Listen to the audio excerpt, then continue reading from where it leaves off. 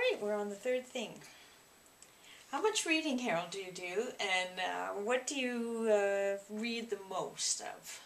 Some very good questions, and in preparation for today's session, I watched your other video, which was very good, by the way. Oh, thank you. And I remember the author that you interviewed, you had asked her a similar kind of question, and she talked about the number of books she was reading and would read each day or in a period of time.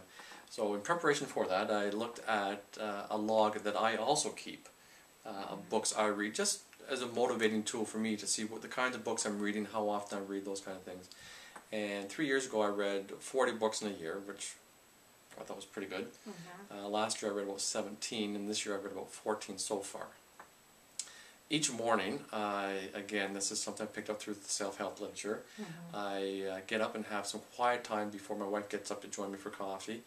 I get up about 10 after 5 in the morning, and I spend about 45 minutes, pretty early. It's pretty early. But it's very quiet time, so I get up and spend about half an hour to 45 minutes reading in that quiet time before getting ready for my day. And then I also spend time on the weekends and then in the evening reading. But I have a dedicated 45 minutes each morning to read. I always think you never have enough time. I'll never have enough time to read all the books that I'm interested in. And so if you don't have a plan, I started this years ago, having a plan where at a certain time every day I read for at least a certain amount. Usually it ends up longer because once you get into the story you keep going. But it's just phenomenal how many wonderful books are out there and how it enriches your life. Oh, here I am, sermonizing, but Sorry, there's a second part of the question. I didn't quite answer that, I don't think. What do you read the most? What do I read the most? The books that I read most tend to be nonfiction, and they tend to be the books that are about business, professional development, self-help, self-development, those kind of things. I really enjoy them, and I guess for me what I like about them is I find that there's so much for me to learn from those.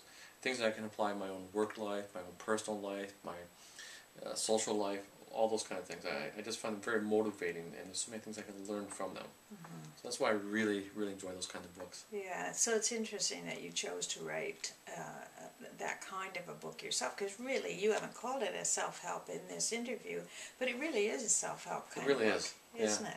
Yeah. And I guess part of the reason I haven't referred to it as a self-help book is because there tends to be, I think, maybe I'm mistaken in this, a real misnomer about what self-help books are. Pop psychology, the sort of the flavor of the day, and that's not really the intent. The intent is, here's some tips that can help you protect yourself and balance the power between you and the companies that we deal with. And you mentioned the interview I did last week with Vicki Knowles-Cornish, and Vicki is big on civility, and it just occurs to me how close these two ideas are linked, aren't they? They are, yes. Because part of the reason or part of the way to help yourself is to learn how to get along with other people and to be in the world. Yes, yeah. And just to piggyback on that point, when you talk about civility, when I talk about self-help and sticking up for yourself as a consumer and those kind of things, hopefully the people will find that the book is written in such a way that it's not a case of locking horns with companies and coming on hot and heavy and those kind of things. It's a case of building relationships between you as a consumer and the company that we're dealing with.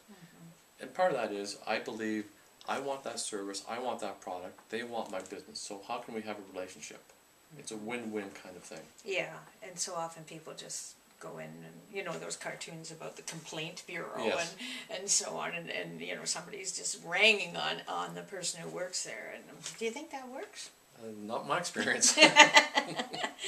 Yeah, so let's get back to your new book then. What are your plans for launching that? It's a very good question. I don't have the plans ready at this point because I'm still in the editing process. I have decided that what I would like to do is self-publishing.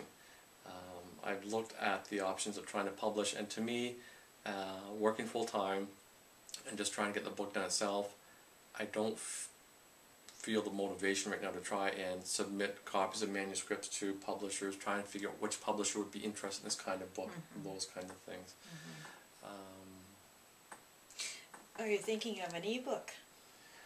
You've mentioned an ebook. I don't know much about them, but I think it's really exciting. One of the things I like about that idea is there's not a lot of upfront costs. Yeah. And it can be done, I would expect, sort of in stages.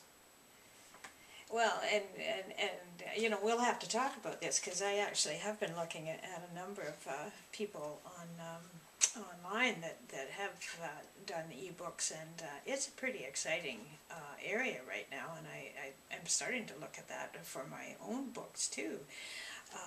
So, yeah, it's very exciting that there's all this new stuff going on. Yes, yes, it is. Yeah. Yeah. Oh, I love this one. What do you know now about writing that you wish you had known in the beginning, and when was the beginning? And I don't want to know when you were, you know, in kindergarten and started to do the letter A. Well, that would be my answer, though. So, those sort of about three or four parts to that question. What do you know now about writing that you wish you had known in the beginning? I think what I wish I had known in the beginning is the amount of time it takes to edit. Writing the book was easy, in a sense, in terms of coming up with the stories for me, because it was all based on my experience. So all I did was I fictionalized my experience. So there's a nice middle-aged couple, kind of like me almost, and my wife. So it was easy to come up with the experiences for me because it was based on my experience. There wasn't a lot of research, those kind of things. What I didn't realize is how much time and effort it takes to do the editing now.